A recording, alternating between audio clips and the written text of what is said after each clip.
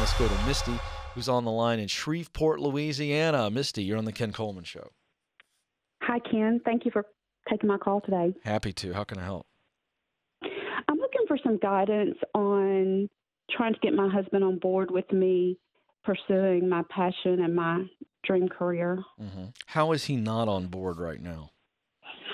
Well, just kind of the background is 10 years ago, I left that career path to help him with his business, and those businesses have grown, and there's people in place, and now I'm at a point where I'm ready to step out, and he's not ready for me to let go. Oh, what was that career path that you were on before you left to help him? I was an esthetician. Well, I'm still an esthetician, which is... You still are? Yes. Well, yeah. I still carry a license. Yeah, and your I license. Do you practice at all? I do a little bit. Mm-hmm. What do you do for your husband? What's the role? Pretty much the right hand, HR, accounting, a whole host of things. And I've delegated a lot of those duties out. Now I'm just kind of overseeing people that are doing a lot of those duties. And I need the latest piece of information here. Take me back without all the details. Give me the high-level conversation. The last time you and your husband talked about you leaving the company to get back into doing what you love to do, what was he most concerned about? Give me did he name it? What his biggest fear is? Yeah. He's afraid. That's all this is fear. So we want to help you. I want to help you go back to him and talk him through this fear. So what did he name as a fear? That he wouldn't have enough help or the things that he needed. Yes, but you told me those people are in place and you've delegated most of it. So did you show him when he expressed that? Did you show him where that was misguided? Yes. And? He just pretty much shuts down. He just pretty much shuts down and doesn't want to have a conversation about it. I got it. And what is I know I'm getting nosy, but you did call me, Misty. So at some point, if I start to ask too much, you can just say, I'd rather not say.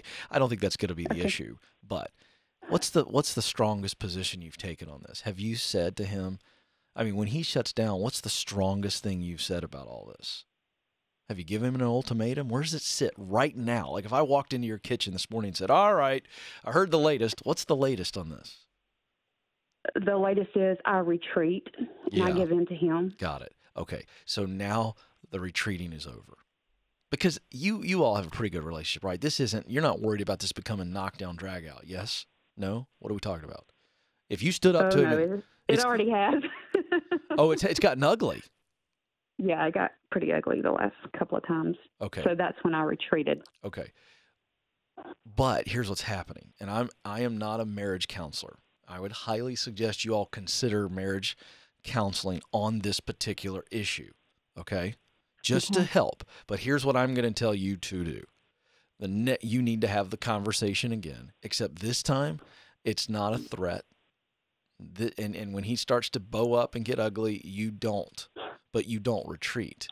You just say, for me as your wife, I need this. I was created to be this. This is what I did. I was glad to step out and support you and help you. It's paid off. I don't regret any of it, but I want to get back to it.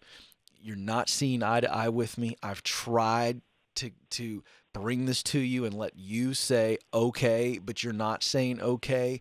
And here's what I know. I called this guy named Ken Coleman and I listened to his show and I asked him what he thought. And he said that I should tell you that I'd rather be your wife than your COO or CEO.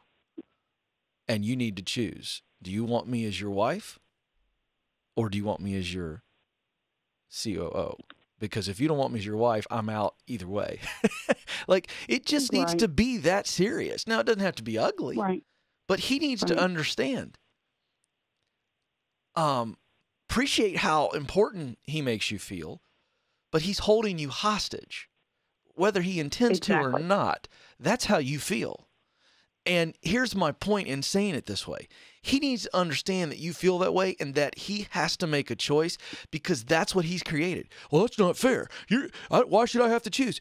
Because you're not letting me make my own choice. You're not letting me. I would think you'd say, hey, babe, I understand. I hate to lose you. I'm scared. But I understand. You helped me out. You got me where we're at today. And I know you want to be an esthetician. Go. Okay? So I'm telling you not how to say it. I'm telling you he has to make a choice because you haven't been able to make the choice. And what I mean is emotionally he's held you hostage.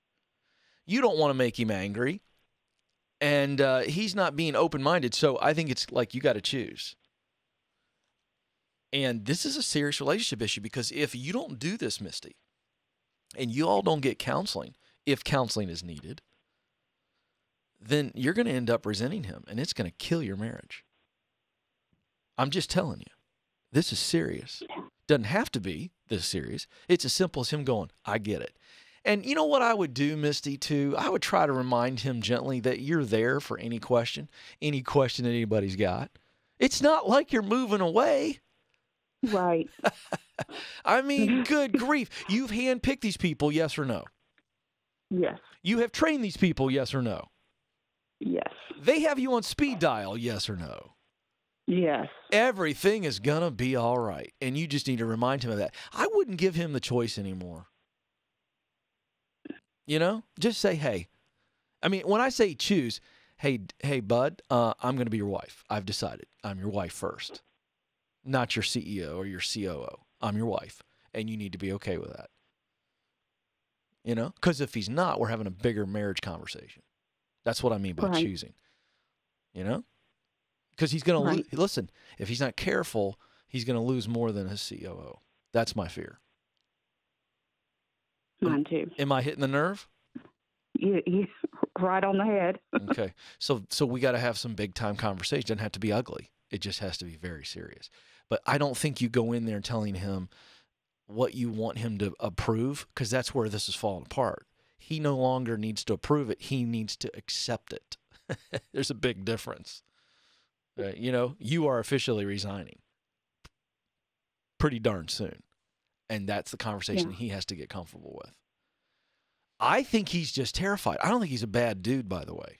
I just think he's scared to death. And so he bows up because he doesn't want to have to deal with life without you in the company. And what he doesn't realize is he's threatening life with you, period. So I'd love for that conversation to happen in the presence of a good marriage counselor, to be honest with you, so that we don't have any more knockdown dragouts.